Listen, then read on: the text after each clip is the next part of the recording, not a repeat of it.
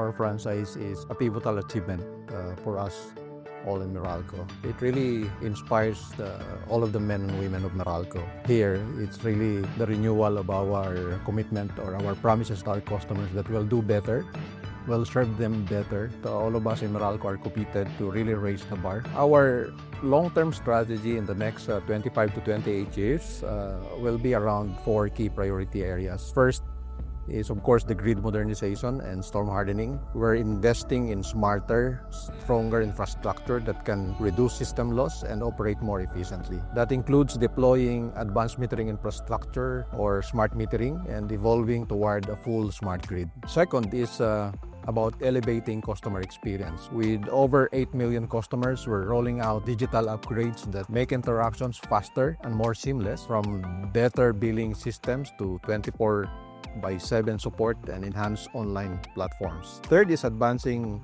innovation and technology. We're continuously exploring new technologies, from energy storage solutions to electric vehicle charging infrastructure and distributed energy resources or DER management and smart home integration. We're making sure we stay ahead of the curve. And fourth, we're accelerating the clean energy transition while we continue sourcing from renewables like solar and wind.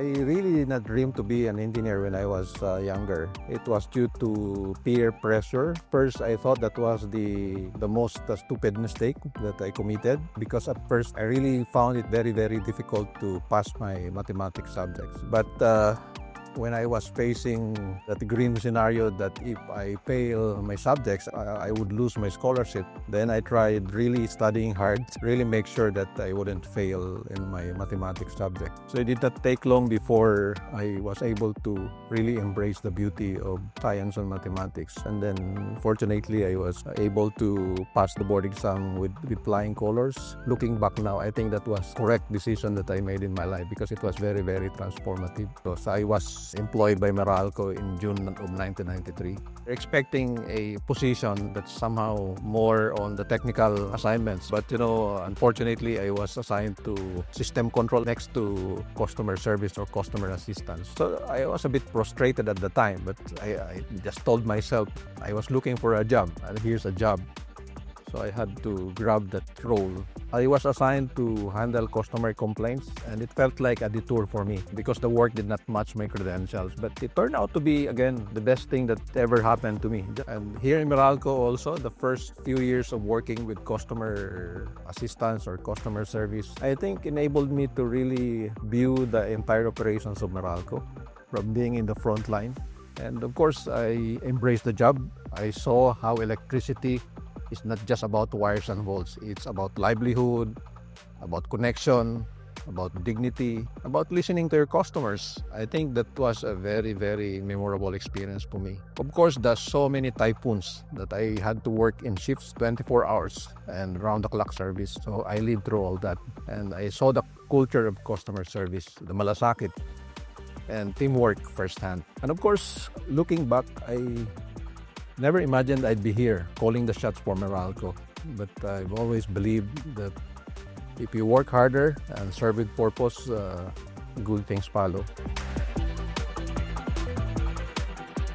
Well, electricity, like the air that we breathe, people don't really appreciate them until you lose them. Like you don't appreciate the value of oxygen or air until you are gasping for breath. That's why we have to really work hard for our customers so that the value for money. It's invisible, but it runs through everything. Your home, your business, your day, and we don't realize how complex it is to deliver because it all starts from generations. Generated electricity then travels across high voltage highways, we call transmission lines, to our substations. And only then does Meralco take over, when the power is already transmitted into our substations or delivery point substations. Our role then is to bring down the voltage to a safe and reliable level, and then distributing it through our systems, wires, poles, meters, and to where it matters, people's lives, right to the doorsteps of our customers. And our job is to make sure you never have to think about it. We just flip the switch and it works.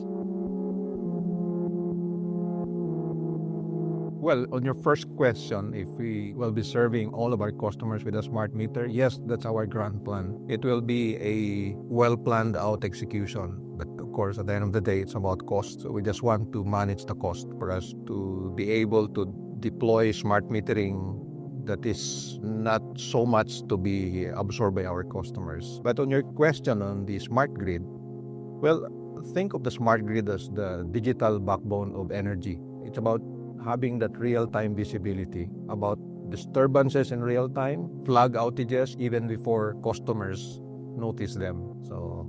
And of course, enables seamless integration with smart homes, appliances, and electric vehicles, giving customers more control and helps us in Meralco respond and serve better. In the end, smart grid is about people, not just wires. It's about making the entire energy experience more human, more responsive, and more future-ready.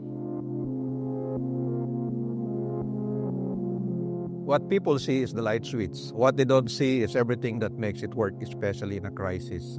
Powering cities like Metro Manila means preparing for the worst, even on the best days or blue sky days. We invested heavily in resilience. We have already deployed automated field devices and advanced platforms to monitor and manage the grid dynamically. This allows us to detect issues in real time, reroute power instantly, and drastically reduce restoration time during outages. We have this advanced distribution management system which enables us to really keep the lights on. It's a lot of engineering stuff behind it, but basically it's about really making sure that the power is restored the quickest way possible. And behind all this technology is a team that works around the clock to make sure the power stays on. So that means 24/7 vigilance, 24/7 monitoring of the men and women of Meralco. It's a fair question, and the truth is more nuanced than most headlines suggest. Our rates are actually 3% below the global average, based on studies by independent energy consultants or IEC. The difference lies in subsidies. Countries like Indonesia, Korea, Malaysia, Taiwan, Thailand, and Vietnam heavily subsidize power, but we don't here in the Philippines. If you exclude those countries, our rates would be 13% lower than the global average. The bigger question is, how do we keep it viable? That's why we're pushing renewables. Yes, in the long term, we are exploring nuclear. Clean energy must also be stable because in the long run, what customers need is not just low-cost power. It's power they can count on 24/7. We launched NES because we believe the future needs a stronger foundation. Or shall I say, we need reliable baseload power supply. Solar and wind are essential, but they are intermittent. If we want real progress, we need clean, reliable power too. And that's where nuclear comes in. In 2025, we advanced our NEST program to continue exploring various project development approaches to assess how we can best support the government's goals. The DOE, or the Department of Energy, is targeting 1,200 megawatts of nuclear power by 2032. If we want to meet that, the time to prepare is now. It's bold, but it's grounded. We're exploring small modular reactors, or SMRs, the potential rehabilitation of the Bataan nuclear power plant, and even proof-of-concept pilot project that will let us gain experience before scaling. We're also investing in Filipino talent through our Fission Scholarship Program, training future nuclear engineers in top universities abroad, like in the US, China, even in Canada and France and Korea.